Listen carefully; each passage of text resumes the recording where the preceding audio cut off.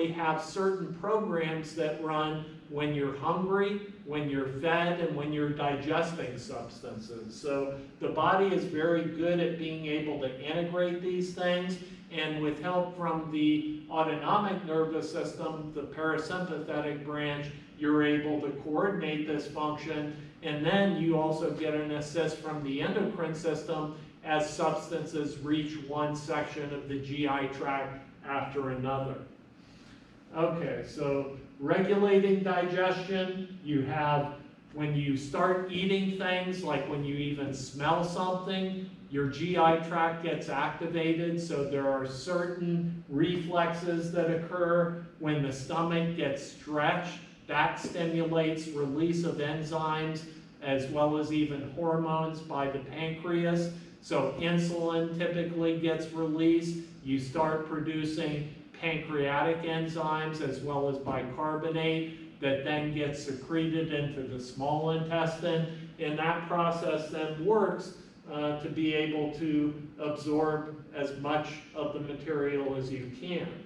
So this slide shows what each of the different sections, the oral cavity, stomach, small intestine, and large intestine, and it goes into the different types of motility, secretion, digestion, and absorption. So as you read through the chapter, make sure that you know what each of the organs does and be able to follow food, what happens to it as you go all the way through the GI tract. All right, this just talks about more of the reflexes. So you start digestion in the mouth, you grind the food, mix, liquefy, saliva starts the process, but really most of the digestion doesn't start occurring, or digestion really starts occurring in the stomach with the addition of the proteases and the acids, but the absorption of those materials then mostly takes place in the small intestine. And you can see here just showing like sight, smell, as well as taste. So when you go into the mall and you smell that Cinnabon, your brain says, hey stupid, go get something to eat. And you follow your stomach. And there's emotional eating, and there's all sorts of eating when you're depressed, and that has to do with the neurotransmitters that are released. And like they say, 70% of the serotonin, which is really a feel-good hormone, is found in your GI tract, and that feeds back to the brain to release dopamine. So the act of swallowing is really a relatively complex process that includes both autonomic and voluntary functions. You can start swallowing and say, okay, I'm going to swallow now, but in the middle of it, it's very difficult, if not impossible, to stop that sequence once it's been initiated. And then the upper esophageal sphincter releases, the lower esophageal sphincter releases and has to become tight to prevent reflux of any acidic material into the esophagus. Otherwise, you'll get heartburn, which is known as gastroesophageal reflux disease. And you can see the tongue is a really large organ. Just go to the supermarket and look at a cow tongue if you disbelieve that. Cow tongues can literally be this big. They're huge, and it's a relatively large muscle. And the bolus of food, it's got to go down the esophagus and not down the trachea. And if you aspirate food, that can be a big issue because it can then potentially cause pneumonia, as we talked about before. So the epiglottis has to close over the trachea to make sure that the food goes down the esophagus. So acid is secreted by parietal cells, lipase and pepsin secreted by chief cells. In the pancreas, you've got bicarbonate being secreted, but in the stomach, you also have bicarbonate that helps to protect the stomach lining in addition to the mucus. So remember, ulcers can be caused by bacteria, so a lot of the times physicians treat ulcers with antibiotics to get rid of the bacteria that is resident in the stomach, and that bacteria is commonly called Helicobacter pylori. All right, so this just goes over again the cells in the stomach that we already talked about. Parietal cells secrete acid. Chief cells secrete the inactive form of pepsin called pepsinogen, which gets activated by acid. The D cells secrete somatostatin. You also have inner chromatin-like cells secreting histamine, which is going to stimulate the parietal cells to release acid. G cells secrete gastrin, so all of those are hormones that help to coordinate and regulate the entire process.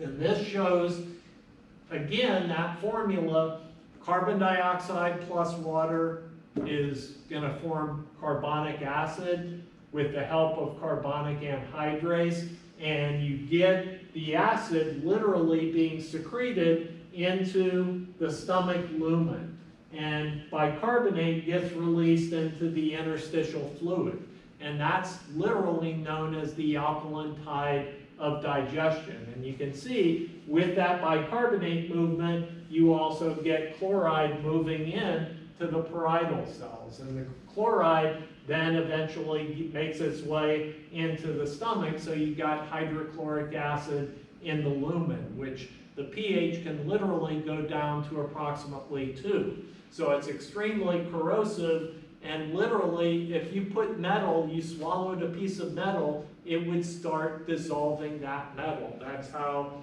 caustic that acid can be. And this just shows, again, the bicarbonate together with a mucus layer that is secreted by the cells in the stomach. And remember, taking aspirin can inhibit that release of both bicarbonate and the mucus, so that you ultimately can also get an ulcer by taking medications that are cyclooxygenase inhibitors that inhibit the formation of various prostaglandins that are absolutely necessary to form the acid. All right, so this is just more about the reflexes, and this again shows that regulation in the stomach. So food, amino acids or peptides, sensory neurons start the entire process, and that results in the release of acid, the release of enzymes to digest that material, or at least start the digestion, so that the stomach serves as a repository of food. You get mixing, and then the slow release into the small intestine, where you get the bulk of the absorption going on. All right. So this just talks about different enzymes by the pancreas. I'm not going to get into that as much. We already covered that in the digestion PowerPoint. More pancreatic secretions, so it shows carbohydrates, what happens with each one. So hyperosmotic solution potentially stimulates endocrine cells to release different substances. Carbohydrates stimulate release of gastric inhibitory peptide. Fats stimulate the release of cholecystokinin, and acid stimulates secretin that then causes the pancreas to produce bicarbonate and hopefully neutralize the acid that's coming in, because the small intestine doesn't have as much mucus protection as the stomach does. So you can potentially get, instead of gastric ulcers, peptic ulcers that occur in the small intestine. And this just shows the gallbladder again. And remember, the gallbladder has the opening and the different ducts that come from the gallbladder and the pancreas and ultimately empty into the duodenum. And you can see here the different enzymes that are secreted by the pancreas, and most of them are in the ogen form, which means that they're inactive, and they get activated by trypsin that has been activated itself when it gets to the lumen of the intestine. And we talked about the portal circulation. So the portal circulation, the liver is the organ that does a lot of things. So you can literally find approximately 500 functions of the liver. If you look online, it makes many proteins, it makes bile, it processes all your food, makes all the different, or makes VLDL in particular, which then gets converted to LDL. It also makes HDL, so all of those particles are extremely important. Just talks about that, liver, hydrolysis. So this just goes into what fats are, so that is not that important. And this is a good slide showing all the different places where many of these hormones are going to be produced. Particularly, a lot of them are produced in the pancreas, some in the small intestine, relatively fewer in the stomach and salivary glands. So small intestine and pancreas are the main sources of most of the digestive enzymes. Notice that the liver doesn't produce any digestive enzymes. It only gets rid of toxins from the bloodstream with the liver microsomal system, so that is a different function altogether. All right, so that we've already gone over. That just shows about protein. This is the intestinal phase, so looking at small intestine, you can see of that 9 liters of fluid that gets passed through the intestine, about 7.5 liters is absorbed by the small intestine, only maybe about 1.5 liters by the large intestine. And then you have defecation occurring, which, remember, you have those two sphincters, the internal sphincter and the external sphincter. And this just shows the colon and the appendix, and that's the ileocecal valve, so that is another sphincter that you have. The ascending, transverse, descending, sigmoid, rectum, and anus. So hemorrhoids are literally the swelling and outpouching of veins. So when the veins get increased in size and they start dilating, that can literally cause a hemorrhoid. And external hemorrhoids come out through the anus. You can also have internal hemorrhoids that are found within the internal anal canal. And those are typically, in medical parlance, termed piles, P-I-L-E-S. So bacteria, we already said, are found in the large intestine. Most of the water is absorbed, and you can see sodium, again, is going to play a key role in helping to get rid of, or helping to facilitate the transport of the water. You have the sodium potassium ATPase, so sodium is pumped into the interstitium. You get sodium being absorbed from the lumen, which helps to drive that process.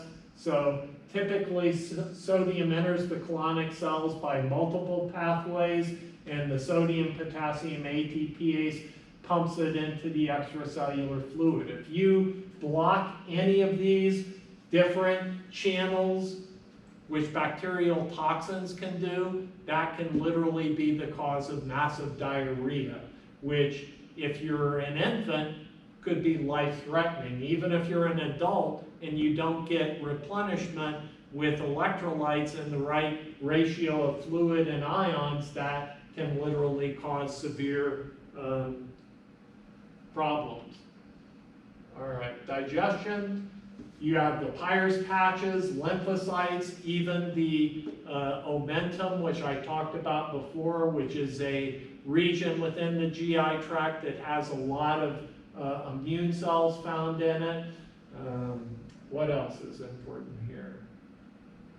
That's about it on that slide. And that's it. Okay, so that is it for chapter 21. So on Friday, I'm going to post a number of essay questions that You'll have until Monday at midnight to be able to complete. So if you have any questions, either email me and I'll answer as quickly as I can, or you can give me a call in my office and we can set up a meeting if you have any questions. So I guess that's it for now, and I'll see you next time.